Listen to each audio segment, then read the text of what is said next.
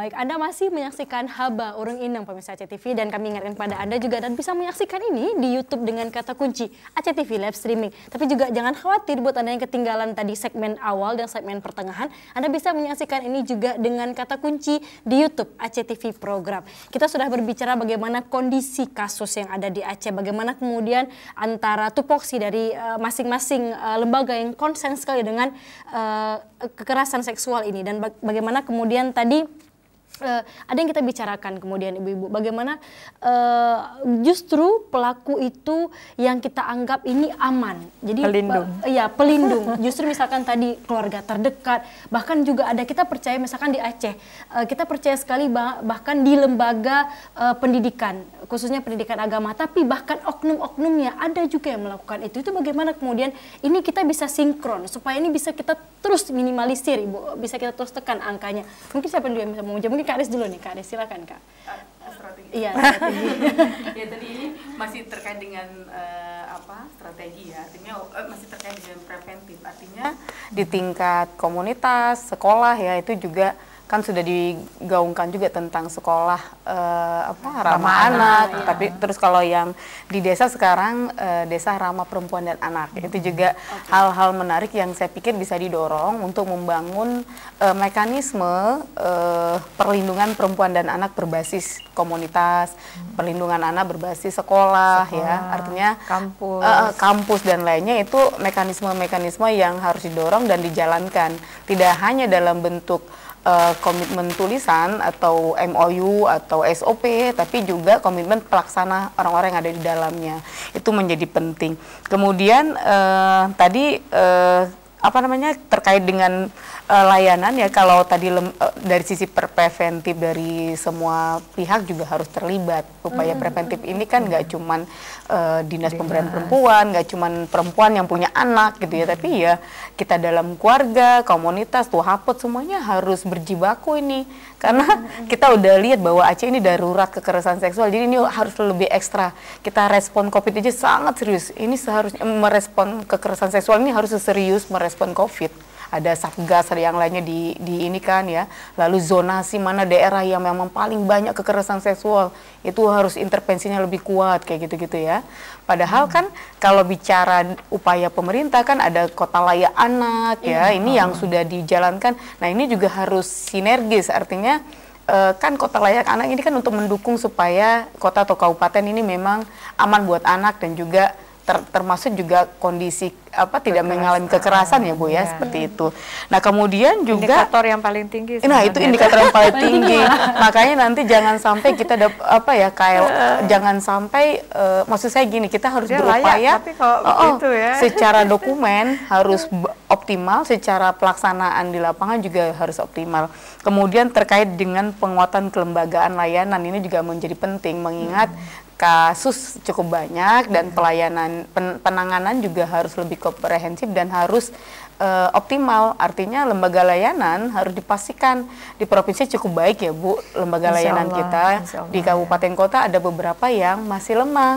Nah itu bagaimana manajemennya, kemudian SDM-nya dipastikan sangat optimal sehingga mampu menangani persoalan kasus-kasus kekerasan seksual yang terjadi di kabupaten sampai selesai, sampai tuntas ya gitu ya, baik dari pemulihan psikologis, fisik, sampai penanganan hukum dan rehabilitasi sosial. Bagaimana dia bisa diterima dengan cukup baik seperti sebelumnya ketika dia tidak menjadi korban kekerasan seksual. Karena banyak kasus justru masyarakat terbangun stigma ya, jadi perempuan yang membawa aib dan lainnya, ada kasus yang kemudian dia dikeluarkan dari komunitasnya. Nah hal-hal itu juga harus dipastikan tidak terjadi lagi. Lalu yang selanjutnya terkait dengan penegakan hukum. Ini juga penting, harmonisasi kebijakan yang ada di Aceh itu betul-betul melindungi. Makanya upaya revisi Kanun Jidaya itu menjadi bagian yang kami dukung juga untuk menyempurnakan supaya Kanun Jidaya ini lebih baik ya, pengaturannya lebih spesifik ke bagian dan tidak melukai hak-hak korban kekerasan seksual. Jadi ini harus direvisi dan disempurnakan. Lalu juga terkait dengan anggaran dan komitmen pemerintah dan anggaran. Kita lihat bahwa pemerintah hari ini punya komitmen semua, ya kita mau menurunkan angka kekerasan seksual, kita mau menurunkan angka kekerasan terhadap perempuan dan anak, meningkatkan kualitas hidup perempuan dan anak, itu komitmennya cukup jelas, tapi harus dibarengi dengan komitmen anggaran. Itu yang tadi disampaikan oleh Kak Ayu. Bagaimana kita cukup bisa kita lihat terakhir anggaran yang dialokasikan untuk pemberdayaan perempuan dan anak itu berapa ya Bu? Kayaknya nggak nyampe 10% ya. Berapa? Nah itu juga menjadi catatannya. Artinya ada hal-hal yang harus diupayakan. Tidak hanya peningkatan anggaran, tapi bagaimana mengintegrasikan perencanaan dan pelaksanaan program-program SKPA dan multi pihak yang ada di Aceh itu terintegrasi. Saya yakin ada anggaran di dinas kesehatan, di dinas lainnya, tapi bagaimana ini terintegrasi untuk output penghapusan kekerasan terhadap perempuan dan anak, misalnya seperti itu. Dan terakhir, kolaboratif semua pihak. Itu dia, menjadi penting. Di Flower ada nggak Kak? Kemudian tadi nomor-nomor layanan yang bisa dihubungi misalkan gitu. Ya, ada nomor layanan yang bisa dihubungin. Aduh, saya lupa di websitenya ya. Nanti bisa diakses, iya. Nanti bisa akses di website. Iya, Flower Aceh, www.floweraceh. www.floweraceh.org.id ya. Oke. Jadi buat Anda juga ada kolom untuk menerima pengaduan. Oke, ada kolom untuk menerima pengaduan. Jadi bisa langsung kunjungi websitenya di www.floweraceh.or.id gitu ya Kak Riz ya. Baik, kemudian Bu Irma mungkin bisa tambahkan nih Bu. Ini tadi kondisinya disampaikan oleh Kak. Yang pertama sekali tadi kan saya mengulang sedikit masalah ancaman yang disampaikan oleh Bu Ayu. Ancaman itu tidak hanya terjadi kepada korban. Kepada pendamping juga ada ancaman. Ya, ada ancaman karena dulu sebelum UPTD ya, masih P2TP2A itu mau digranat juga. Oh iya, ada sama pelaku dan rombongan. Ini harus pasangnya Bu baja. Ya. Dan kemudian ketika petugas kami ke lapangan ada juga mobilnya yang diparang. Jadinya mobil yang diparang. Kemudian banyak sekali tidak hanya pelakunya, tetapi juga keluarga pelaku. Nah, seperti kasus yang kemarin yang viral juga keluarga pelaku juga ini kita supaya kita tidak melanjutkan penanganan kasus. Ada itu juga yang dimana, Ibu? Ada di Aceh. Oke, baik. Ada di Aceh kan. Ada di Aceh lagi. Jadi ancaman itu tidak hanya kepada korban, juga kepada petugas. Kemudian apalagi tadi kan ada yang tidak mau bersaksi karena memang takut diancam. Padahal bukan korban, tetapi ada saksi tapi nggak berani bersaksi karena juga diancam oleh korban dan keluarga korban. Nah, mengenai integrasi, kita juga sekarang sedang menyusun SOP yang terintegrasi dengan 11 SKPA. Nah, misalnya dengan pendidikan, dengan dinas sosial, dengan rumah sakit. Ini ada kasus. Ini memang semua akan melakukan memberikan penanganan sesuai dengan tupoksi. Misalnya dengan dinas sosial, apa yang bisa seperti tadi ada yang diperkosa, kemudian hamil, anaknya gimana? Kalau memang keluarganya tidak mampu dan anak itu akan kita berikan ke dinas sosial. Apa yang dilakukan oleh dinas sosial? Nah, saat ini juga kita bekerja sama dengan dinas sosial untuk penempatan karena kita belum ada rumah aman. Kita juga bekerja sama dengan dinas sosial. Nah, bagaimana dengan melahirkannya?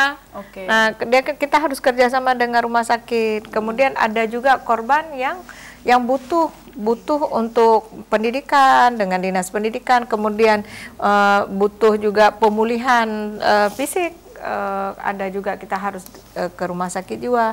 Walaupun kita punya psikolog, tetapi kalau dia butuh psikiater, kita harus merujuk ke rumah sakit jiwa.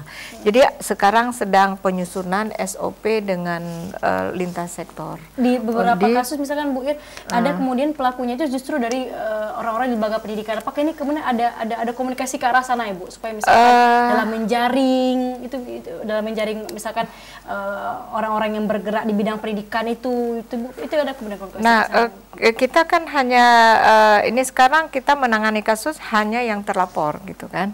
Misalnya yang terlapor. Misalnya siapa pelakunya misalnya ya. Pelakunya misalnya dari lembaga kita, kalau misalnya pelakunya juga dari kemarin kan ada itu ada juga yang dari lembaga pemerintah pelakunya. Mereka malah datang ke kita, apa benar ya kan, apa benar pelakunya si A dari lembaga kami? Sebenarnya kan dia baik-baik aja, tetapi ya buktinya, tapi itu buktinya yang terjadi hasil visum, kemudian hasil pemeriksaan psikologis, ya hasil pemeriksaan polisi, memang itu yang terjadi, gitu ya. Jadi kita tidak melihat, kalau memang ini pelaku, kita tidak melihat lagi dia dari mana, gitu ya kan. Itulah yang tadi juga ancaman-ancaman juga ada. Baik. Di mana-mana tuh ada ancamannya, ya Bu Ayu juga tahu. Nanti catatan banyak dari Kak Ayu pasti kan.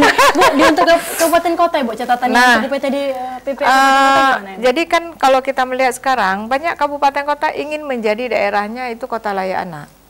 Ya, hampir semua kabupaten kota menginginkan itu daerahnya menjadi kota layak anak. Nah, sementara untuk pemenuhan layanan yang seperti tadi Ibu Ayu sampaikan tuh masih sangat terbatas. Ada daerah yang tenaga penanganannya cuma 1 orang. Ada yang 2 orang, ada yang 3 orang, dan juga mereka belum ada yang status, mereka juga belum.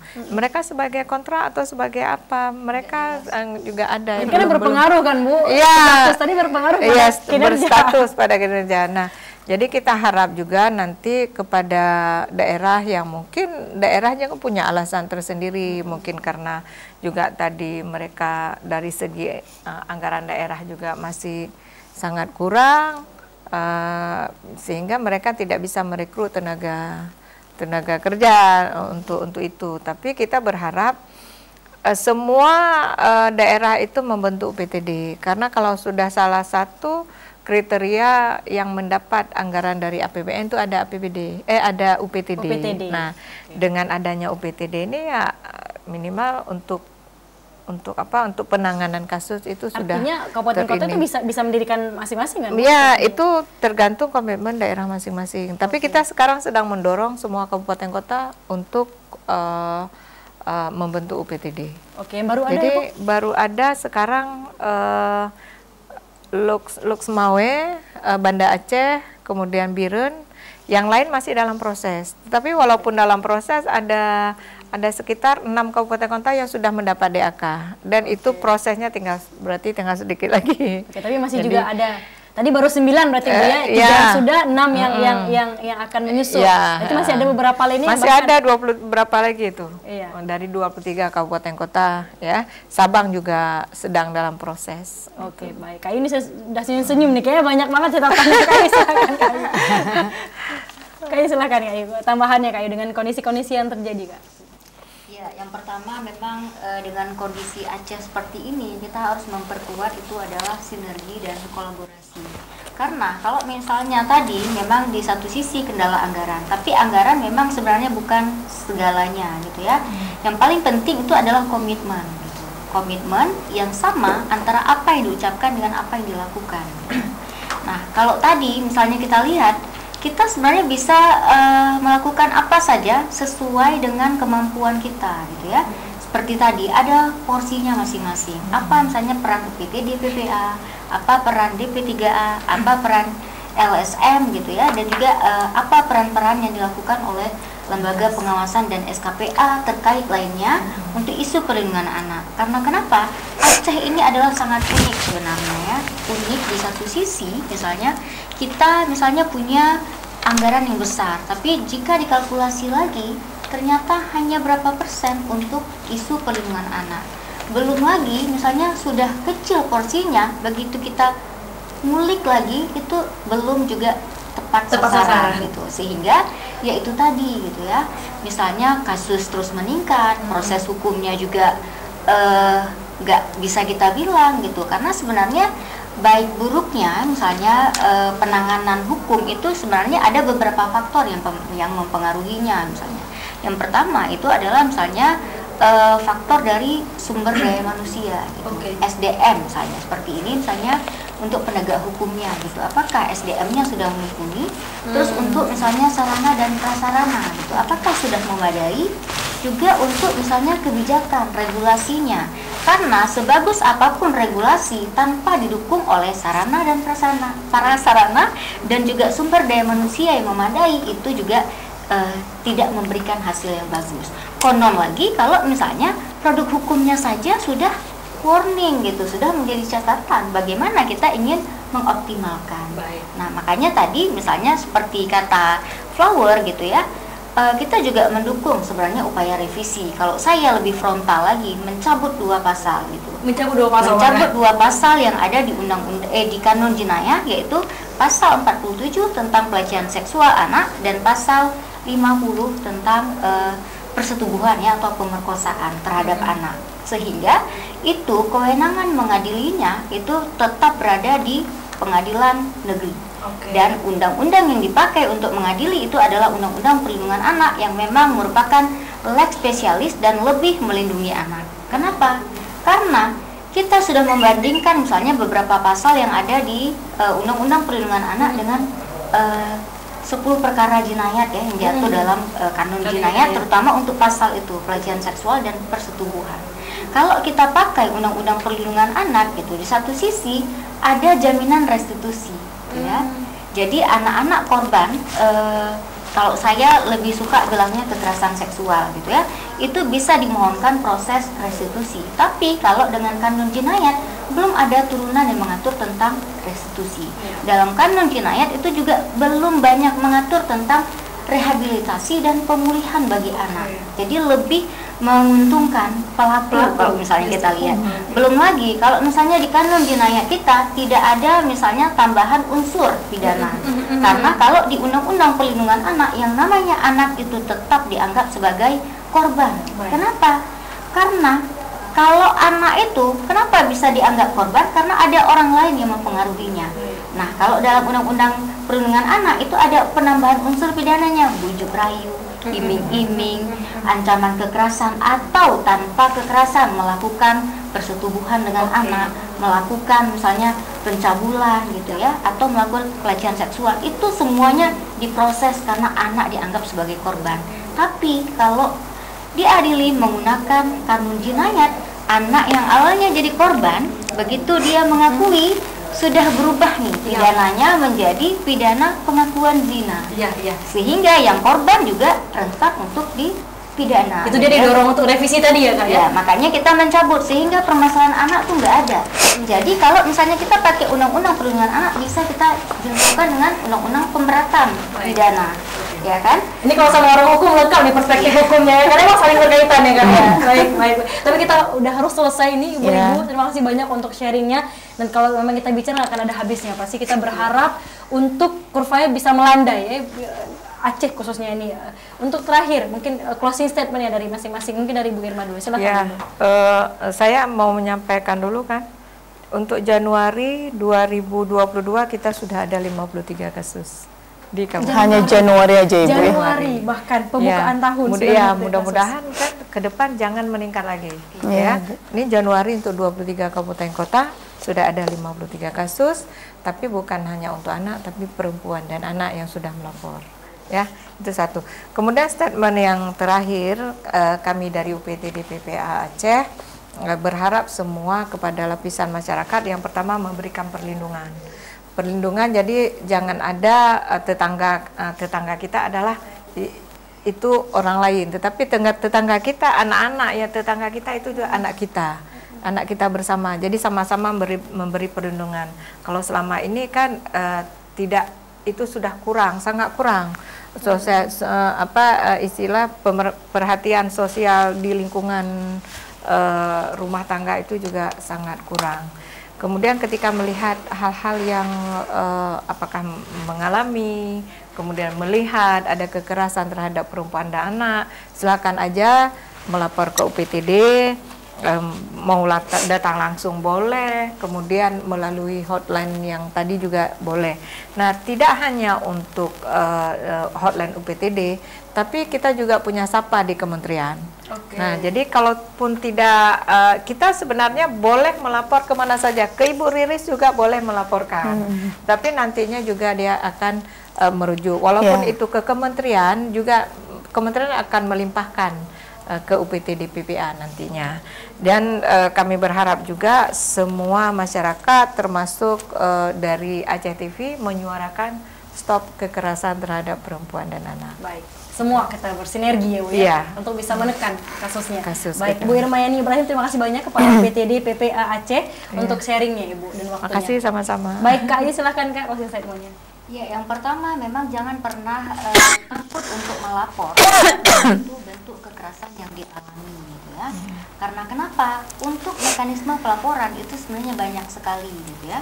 Misalnya mulai dari lingkup desa itu bisa melapor ke aparatur desa. Karena kenapa? Bicara layanan itu juga belum bisa menyentuh sampai ke tingkat pelosok ataupun desa-desa. Jadi manfaatkan aparatur Gampuk dan juga LSM sekitar untuk pelaporan awal, atau bisa juga langsung ke kantor kepolisian, lembaga layanan atau apapun lah yang bisa dilaporkan gitu ya. Karena untuk KPPA itu kita juga banyak menerima pengaduan langsung dan kita juga menerima pengaduan tidak langsung. Tapi karena kita juga akan menghitung hari ini, tinggal beberapa hari saja setelah itu masa KPPA akan berakhir. Jadi saya juga sudah kembali tenang gitu ya. Jadi tidak ada lagi tanggung jawab gitu untuk isu perlindungan anak gitu ya.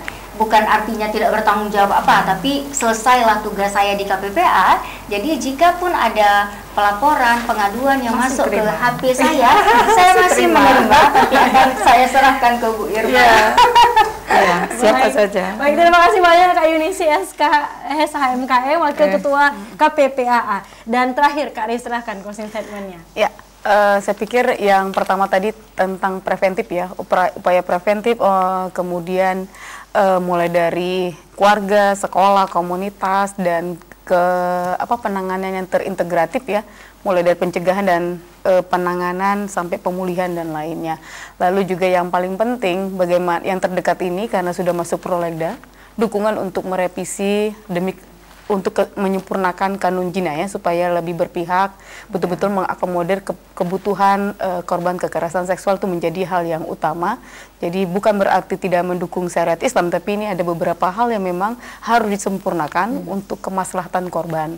Lalu yang terakhir ya, saya pikir komitmen semua pihak, terutama pemerintah ya dari sisi kebijakan dan anggaran itu yang paling penting juga supaya bisa persoalan-persoalan kekerasan seksual baik terhadap perempuan dan anak di Aceh bisa tertangani dengan sangat optimal. Baik, terima kasih Kak Riswati, Direktur Eksekutif Flower Aceh LSM yang bergerak di bidang perlindungan perempuan dan juga anak. Terima kasih banyak ke Ibu untuk waktu dan sharingnya. Terima kasih juga untuk Anda pemirsa TV yang sudah menyaksikan kami. Untuk Anda yang ketinggalan informasi ini bisa menyaksikan di YouTube dengan kata kunci Aceh TV Program. Mewakili seluruh kerabat kerja petugas, saya pamit. Wassalamualaikum warahmatullahi wabarakatuh.